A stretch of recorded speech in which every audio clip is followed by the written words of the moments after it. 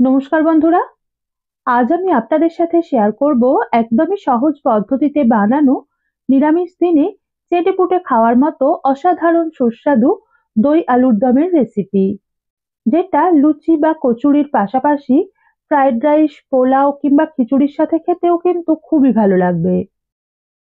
এর জন্য প্রথমেই কড়াইতে 40 মিলি মতো সর্ষের তেল ভালোভাবে গরম করে নিলাম।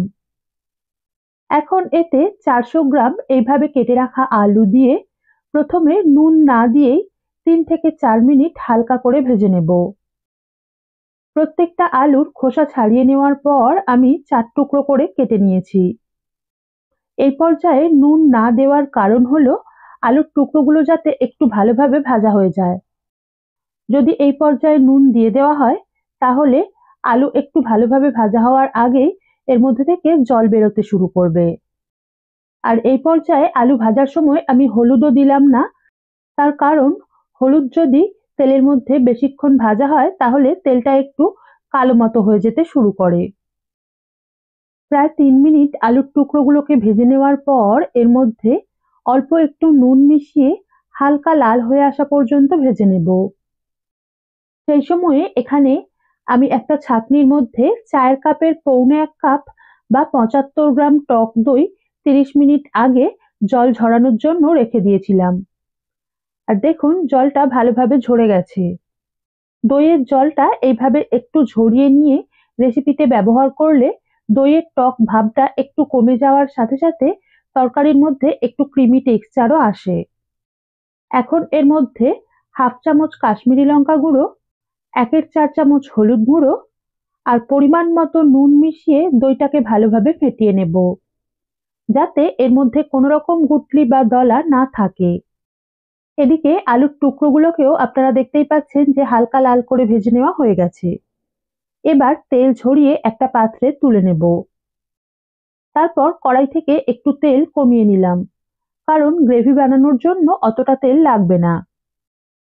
এখন বাকি তেলে একটা তেজপাতা, দুটো শুকনো লঙ্কা, 2 চিমটে মতো গোটা জিরে আর 1/4 চামচ পাঁচফোড়ন দিয়ে কয়েক সেকেন্ড সাঁতলে নেওয়ার পর এগুলো ভাজার সুন্দর গন্ধ বেরোতে শুরু করলেই গ্যাস একদম কমিয়ে লোতে করে দিয়ে দিলাম 1 চামচ আদা বাটা আর 1 চামচ ভিজিয়ে নরম করে একটু ঘন করে গুলে রাখা হিং।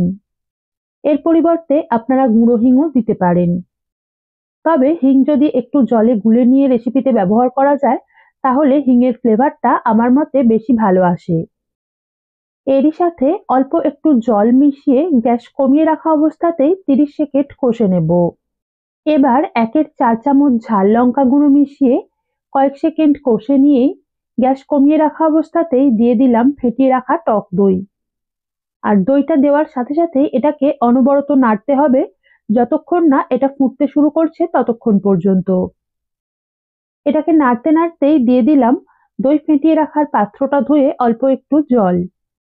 কিছুক্ষণ নাড়ার পর এটা ফুটতে শুরু করলে গ্যাস একটু বাড়িয়ে মিডিয়ামে করে দিয়ে যতক্ষণ না মশলা থেকে তেল আলাদা হতে শুরু করছে ততক্ষণ পর্যন্ত কষে নেব।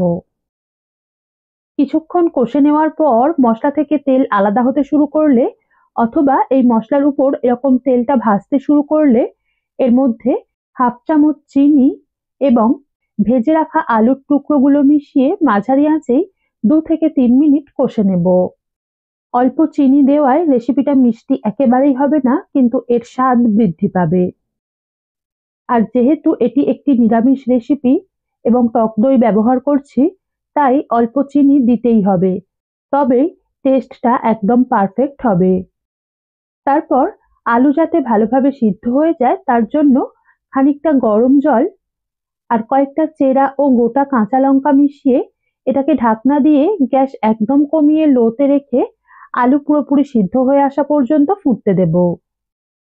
সেই সময়ে একটা ভাজা মশলা আগেই বানিয়ে রেখেছিলাম, তার জন্য দুটো শুকনো লঙ্কা প্রথমে 20 থেকে 25 সেকেন্ড হালকা করে ভেজে নিয়ে হাফ চামচ গোটা জিরে দিয়ে এগুলো একটু মুচমুচে বা কড়কড়ে হয়ে আসা পর্যন্ত ভেজে মিহি করে গুঁড়িয়ে রেখেছি। এদিকে কিছুক্ষণ ফোটার পর আলু সিদ্ধ হয়ে এলে স্বাদটা চেখে দেখে আর সামান্য একটু চিনি দিয়ে অ্যাডজাস্ট করে নিলাম।